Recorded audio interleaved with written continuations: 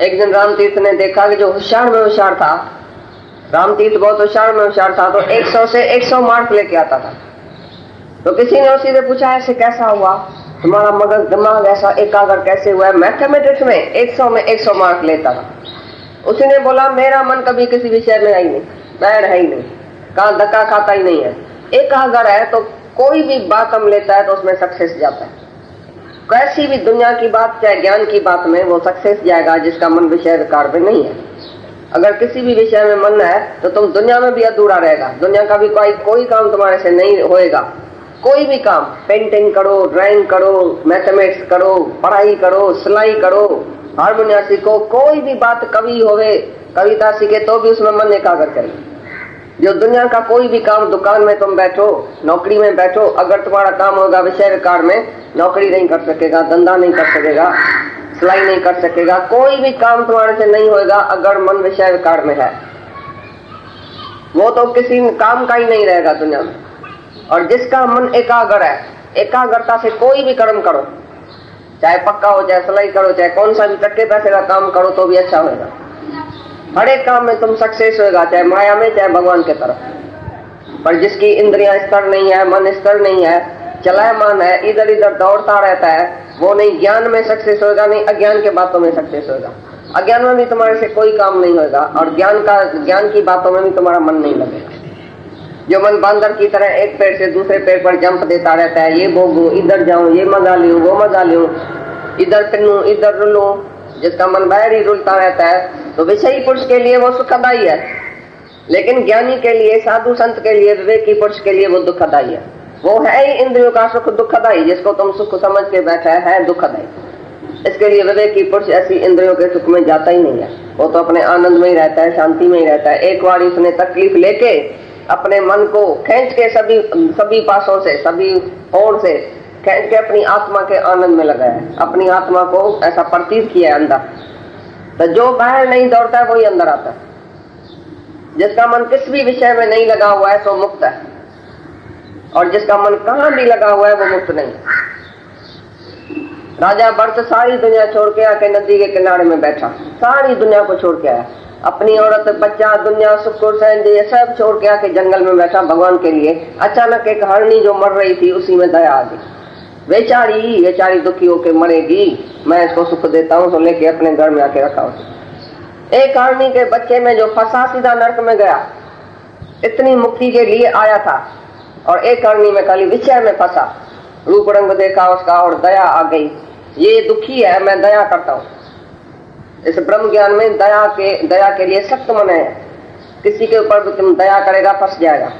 करुणा है, ज्ञानी के अंदर करुणा है सर्व के लिए, भाई सबका उद्धार हो जाए, पर किसी एक में नहीं फंसता है तो उसके ऊपर दया करता हूँ, ये बेचारा दुखी है। कोई भी दुखी नहीं है, करुणा है, सबके लिए करुणा है कि आज ही मुक्त हो जाए, पर एक के लिए दया नहीं है। तो जैसे ही हरण के बच्चे में उसने दया किया, आके पाला पोछा, उसको प्यार किया, एक दिन वो हरणी जो है वो भाग गई दूसरे हरण से। बस राजा भरत का नहीं ध्यान लगे, नहीं समाधि लगे, नहीं ज्ञान लगे, नहीं कुछ समाधि लगे, सब बातों से उसका मन निकल के उसी हरणी के बच्चे में जाके पड़ा। बेचारा अंत में जब ही मरा तो हरणी के बच्चे में जाके उसका मन पड़ा, दूसरा जन्म उसको हरण का लेना पड़ा। जब भी वो गर्भ में आया तब इसको पता चला कि मैं काहे के लिए ये हरण बनाऊं, अरे मैं किस रास्ते पर जा रहा था, भगवान के रास्ते पर, मैं एक हरणी के बच्चे में क्यों आके फंसा। तो उधर सीधा हरण की जून में जाके पड़ा। तभी दूसरे जन्म में फिर जड़ भरत होके बैठ गया। जड़ भरत माना एक लफ्ज भी सारे दिन में नहीं बोला और एक कर्म भी दुनिया का नहीं किया, जड़ होके बैठ गया, भाई मेरे को कुछ नहीं करने का। क्यों? पिछला जन्म उसको गर्भ जून में याद आया, तो याद आया तो बोला ऐसी जन्म में मैं जरूर मुक्त हूंगा, ऐसी जन्म में किस में नहीं फंसूंगा।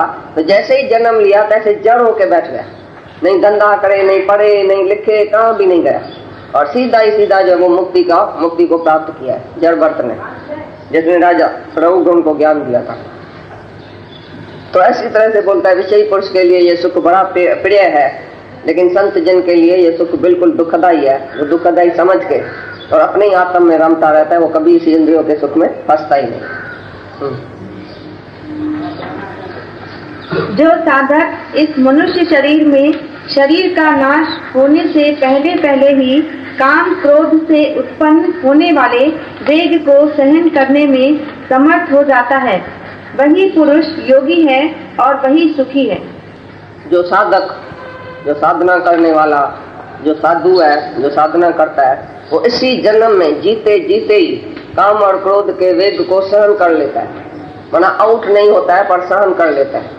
कभी भी उसको कामना जो है वो आउट नहीं करती है, क्रोध आउट नहीं करता है। सभी विकारों को वो सहन कर लेता है, माना अपने में समा देता है, कंट्रोल कर देता है। वही सच्चा योगी है, वही सच्चा ज्ञानी है, वही सच्चा सुखी है। जो साधना करता है इसी के लिए कि मैं काम और क्रोध में आउट ना हो जाऊं, कभी भी मेरी इंद्रियां बाहर ना आउट हो जाए, कहाँ भी मेरी इंद्रियां बाहर नहीं जाए, मन बाहर नहीं जाए।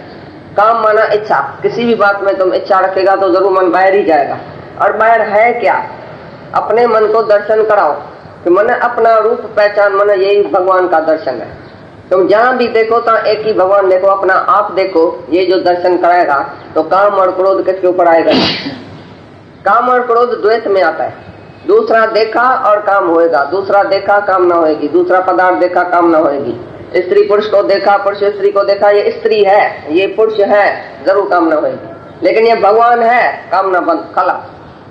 सेकंड के अंदर तुम्हारी सब कामना और सब ये क्रोध, लोभ, मोह, अहंकार खलास हो सकता है। खाली भगवान का दर्शन करो।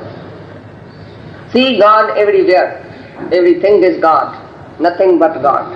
जहां तहां भगवान है, हर रूप में भगवान है, हर रंग में भगवान है, हर चीज भगवान है, हर जगह भगवान है। ऐसा देखने से तुम्हारा काम और क्रोध एकदम चला जाएगा। वो वेग से तुम्हारे को बाहर नहीं लेके जाएगा, धक्का नहीं खिलाएगा। उसी वेग को जो सहन करता है वो सच्चा साधक है। जो साधना तुम करता है वो कौन सी साधना है? इस बात में यही अभ्यास है। मन जहां जहां जाता है उधर परमात्मा का दर्शन कराओ, वापस अपने घर में आएगा, कहां भी नहीं दौड़ेगा, बाहर कहां भी नहीं जाएगा। जिधर भी जाता है अपना दर्शन कराओ, परमात्मा का दर्शन कराओ। तो इसी जीते जी, इस शरीर में ही जीते जी जो काम और क्रोध के वेग को सहन करता है, वही सच्चा योगी है, वही सच्चा सन्यासी है, वही सच्चा ज्ञानी है, और वही सुखी है। जो ऐसी साधना करता है उसको हमेशा क्या सुख मिल जाता है। जो पुरुष निश्चय करके अंतरात्मा में ही सुख वाला है और आत्मा में ही आराम वाला है, तथा जो आत्मा में ही ज्ञान वाला है, ऐसा वो सच्चिदानंद घन पर ब्रह्म परमात्मा के साथ एक ही भाव हुआ सांख्य योगी शांत ब्रह्म को प्राप्त होता है। जो अपने आत्मा में ही तृप्ति वाला है, आत्मा में ही आराम वाला है, आत्मा में ही प्रीति वाला है, आत्मा में ही रमण करता है, आत्मा में ही ज्ञान वाला है। जो आत्मा का ही जिसको ज्ञान है वो सच्चिदानंद घन परमात्मा को एक ही भाव से उसमें लीन हो जाता है और वही मुक्त हो जाता है। जिसका मन कहाँ भी बाहर विषय विकार में नहीं है, अपनी आत्मा में, ऐसा पुरुष हमेशा सुखी रहता है, ज्ञानवान हमेशा अपने आनंद में रहता है, समाधि में रहता है। जहां भी बैठता है अपने आप में ही बैठता है।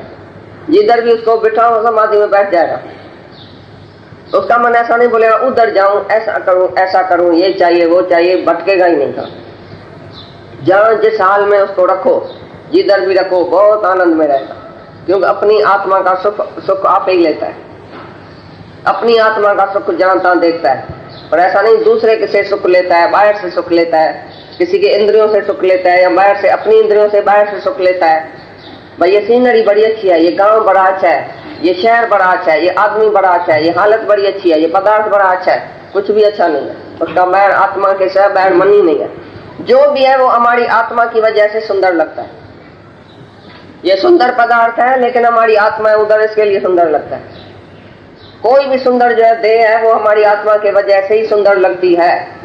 बाकी देह में कोई सुंदरता नहीं है। देह तो मुर्दा है सबका, ये मांस का टुकड़ा तो सबका मुर्दा है। अंदर खोल के देखो तो कुछ है ही नहीं, रत रोग मांस। पर जो परमात्मा है, जो आत्मा है, उसकी वजह से सबकी आंखें चमक रही है। तो जहां जहां जिसको देखो तो उसको भगवान देखो। सबकी आंखों में पहले भगवान देखो, नहीं तो किसकी आंख में देखो ही नहीं। जिज्ञासु का काम नहीं है किसी को आंख में आंख डाल के ऐसा देखना। जिज्ञासु को गुरु के सिवाय किसके आंख में भी नहीं देखने का, क्योंकि सबके आंख में माया है। जिज्ञासु जो साधक है उसको किसी से भी ऐसा हंसी मजाक करके सामने देख के बात नहीं करने का। तो अपने मौन में रहे, साधना में रहे, शांति में रहे, गुरु के सिवाय किसी से भी कनेक्शन नहीं रखे, गुरु के सिवाय किसी से बोले नहीं, गुरु के सिवाय किसी को बात नहीं करे, गुरु के सिवाय किसी को देखे नहीं। आंख में देखने से माया तुम्हारा आकर्षण कर देगी, क्योंकि तुम्हारे अंदर अभी तक माया है, विषय विकार है, विषय का सुख है, तो तुमको किधर भी देखने का नहीं है संसार भर में। एक ही परमात्मा को देखने का, एक से ही कनेक्शन रखो। लगातार कनेक्शन रखने से गुरु से, परमात्मा से तुम्हारा जो है वो एकत्व भाव हो जाएगा, भगवान से तत्पर हो जाएगा, तत्परायण हो जाएगा, तुम्हारा मन बुद्धि तत्पर हो जाएगा परमात्मा में। अगर भगवान के ही ध्यान में, भगवान के ही स्मरण में, भगवान के ही याद में, आत्मा में ही स्मरण करने वाला, आत्मा में रमण करने वाला, आत्मा में प्रीति वाला, आत्मा में ज्ञान वाला हमेशा सुखी रहता है, वही सच्चा ज्ञानी, सच्चा योगी और हमेशा अपने आत्म भाव में रहने वाला, वही मुक्ति सच्चिदानंद घन को प्राप्त होएगा, वही मुक्त होएगा।